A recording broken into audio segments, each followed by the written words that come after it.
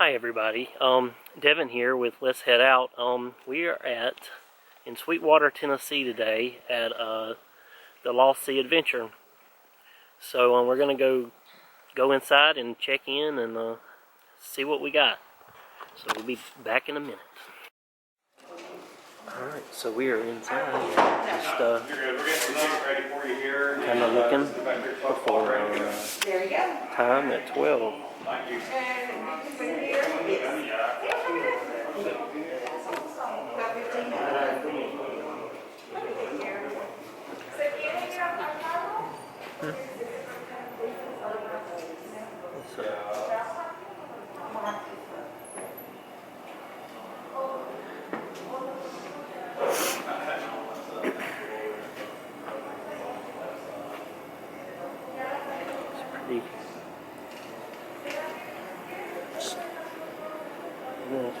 Wrong spelling. The gift store.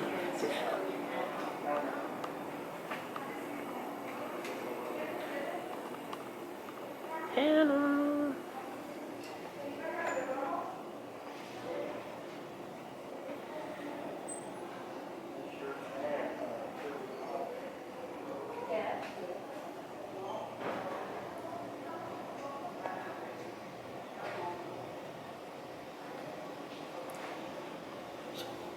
Got about probably 10 minutes. 10, 12, 13 minutes to time to go in. So have a lot of neat things.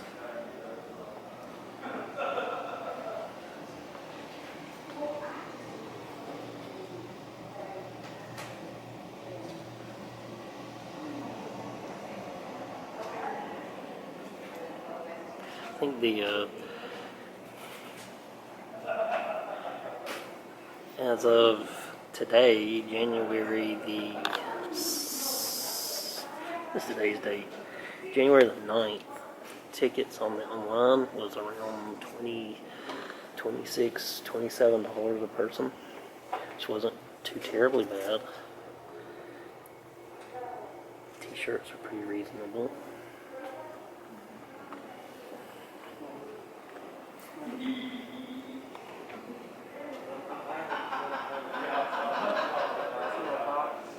So yeah, we'll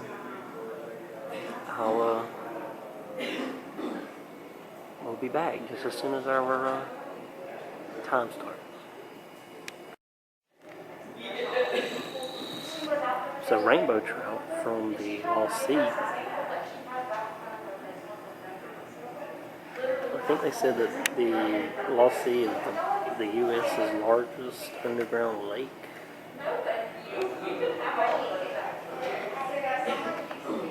It weighed 16 pounds, 7 ounces. Probably did not get it. And we are going in.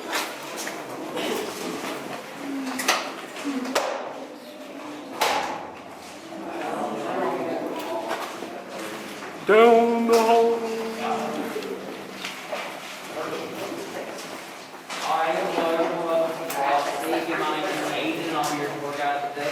Now this tour consists of a 3/4 mile round trip with a boat route on a 4.5 acre underground lake.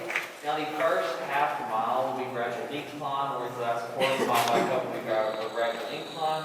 The incline itself has been compared to walking up a 14-story building, but rest assured there are very soft along the way. Now a few rules to go over before we begin. Rule number 1, please make sure you follow me at all times and try not to go ahead of me at any point throughout the tour. Also just try and keep up with the group. Rule number 2, no smoking in the cave. Rule number 3, there are trash cans along the trail, so please do not litter. And rule number 4, one of the biggest things, please make sure you do not touch or break any of the cave walls or formations, because if you do, we have $50 to $500 Tennessee state fine. Now, as we do exit out the yellow tunnel, it will be pretty steep, so guys, just make sure you watch your step, and we'll veer off to the right onto the super safe bridge. But if you're already, y'all can stand up, calm down, and just watch your step. You ready to do? Ooh, that's close. You ready to do this? Yeah, let's go.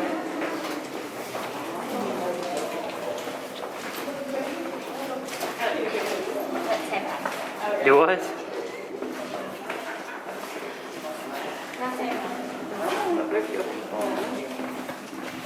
Alright.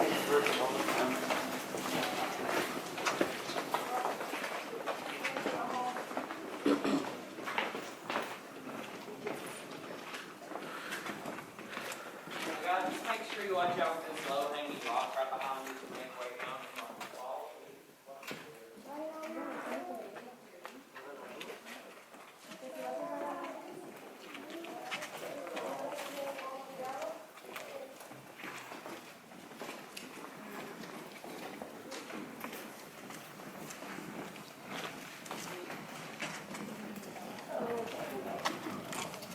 You're not.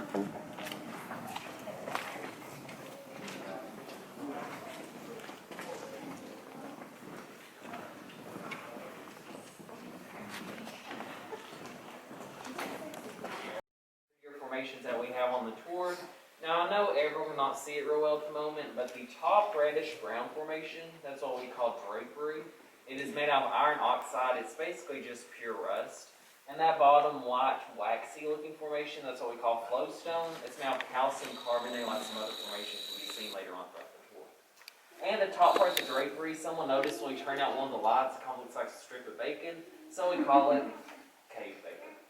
So everyone feel free to take a quick picture, and whenever you're ready, y'all can follow me on back up to the top. Again, just make sure you watch your head on that low-hanging rock. And I'll grab a picture. And that was it. I hope you all enjoyed the tour. Thanks for coming out. Let's close today.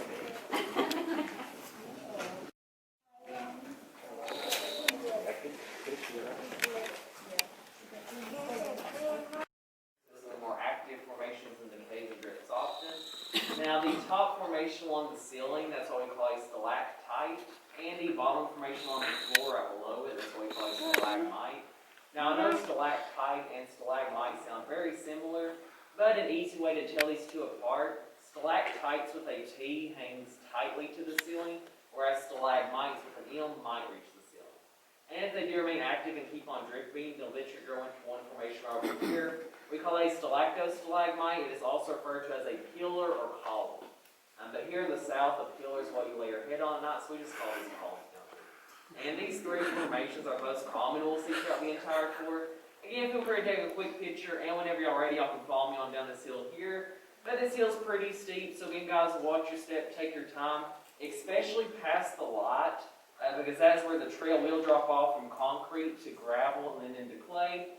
And if you don't have good walking shoes on at the moment, the clay might be a little bit slippery at first. So again, guys, really watch your step past the slide. Stalactites and stalagmites in the column.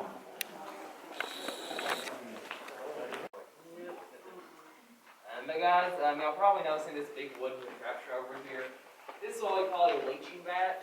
Now, back during the Civil War era, Confederate soldiers came down here to mount their saltpeter, which is found in bat guano, which at the time was very enriched in the clay. They'd scoop up the bat guano, put in the leaching vat, and pour scalding hot water onto it. The remains would come out to this kettle here. Then they mix out the substance called potash lye to let it harden overnight. And when the mixture did harden and form these potash crystals around the rim of the kettle, they did scrape these crystals off, send them to a local refinery, and actually make gunpowder for the war. That's pretty neat.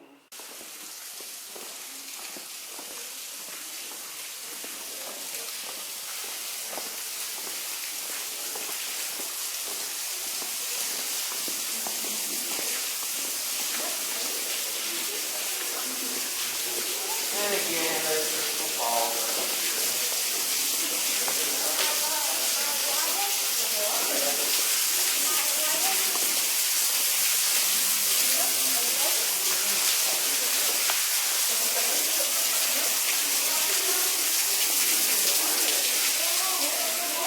Surface, if that makes sense. And this right over here is what we call the Devil's Hole. It goes down about 13 feet and covers off to the size of a softball. We do not know where it leads from there. A pretty neat story on how the Devil's Hole got its name. Again, after 1965, they opened up as the Lost Sea. There was a group coming through like we are today, and there was two old women that saw a look inside the hole. They saw a flash and started screaming, saying that they had seen something so ugly it must have been the face of the devil, and started running back up to the yellow tunnel. Now, as the tour guide approached the hole, there was some shuffling inside, and when he actually looked in, he seen the face of our maintenance worker changing out the lock work. So the saying goes, if you've been good in the past week, look inside, you won't see anything. But if you've been bad, you might see your maintenance worker Bobby down there. So y'all can all come on up and get a look. Just make sure you don't lean across the hand dryer. And I promise there's nothing to come and jump out and scare you. I really wish there was, but there's not. The dough hole. If y'all didn't hear me mention earlier, this entire chamber would have been underwater at one point. And that's why the cave is like a really big dome shape, because water is just here circulating all around.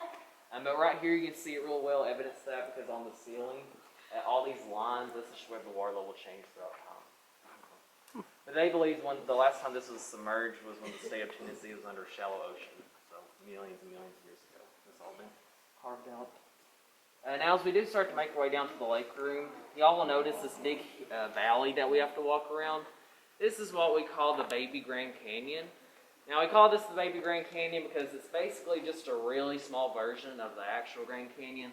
It was formed the exact same way by flowing water. There's a hole in the ceiling here that I'll show you at our last rest stop that used to gush out all kinds of water that created it. And we'll have to walk in between the Baby Grand Canyon here in just a moment. That's where I think it looks like the Grand Canyon itself the most. I bet you do this, we will start going down to the lake room, so we'll be going down a bunch of hills. So again, guys, watch your step and take the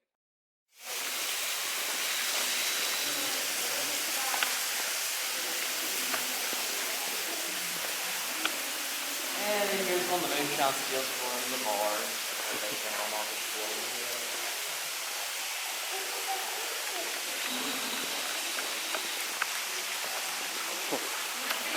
One of them, what would a southern attraction be without a moonshine still? We are going to the lake area. This is kind of cool.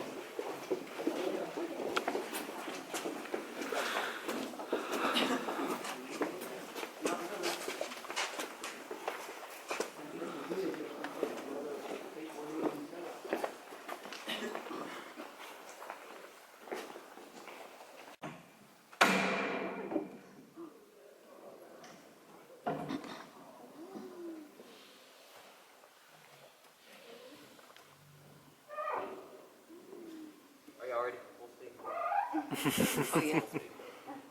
We're not even going to go this fast if the motor starts to shake and kind of freaks me out.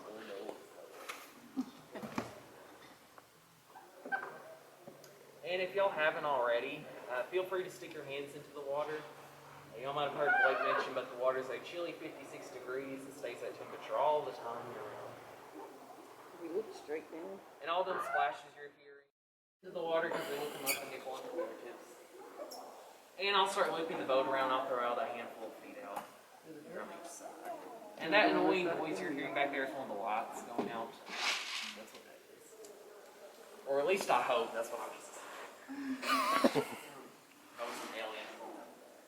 And I'll throw a handful out on each side in 3, 2, 1.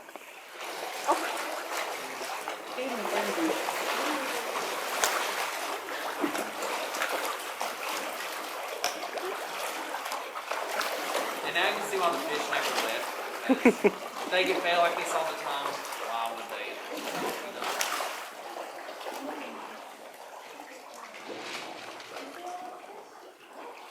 Since we're not going to be too busy, I'll throw my other hand.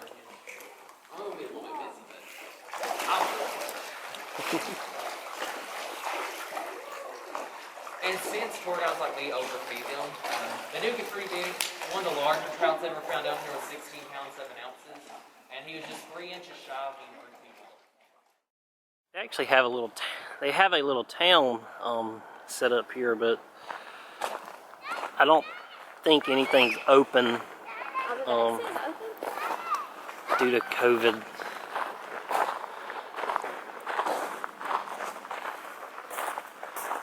And we have a steel. They had a third one, but it burned up. General store. Blacksmith shop.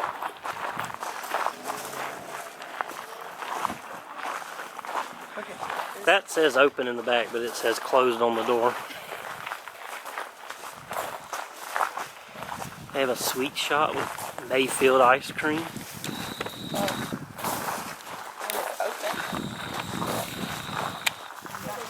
Yeah, about Mayfield ice cream. There's the nature trail.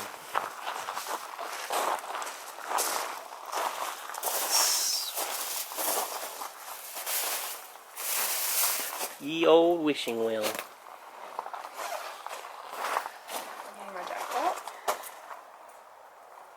And it's cold. It was actually snowing here, or not snowing, more like kind of sleeting whenever we first got here. But it's kind of stopped now.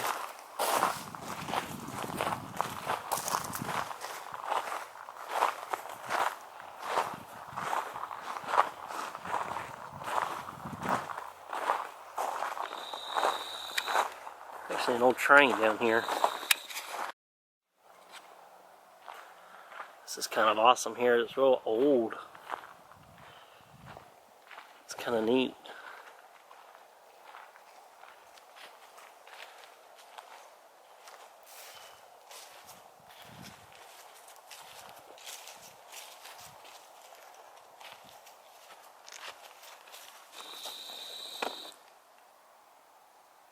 The Century Flyer. Dayton, Ohio. How cool is that?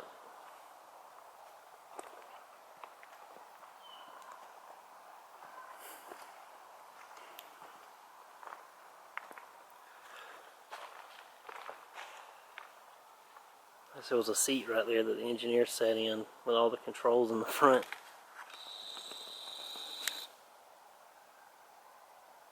Very cool. And that was the Lost Sea adventure. It was fun. Now we're gonna go get a bite to eat. Yes, we're gonna go eat some lunch. We kind of had a late start today. So thank you for watching. If you like the video, please hit the subscribe button. And hit that notification bell. And that's all for today. Thank you so much.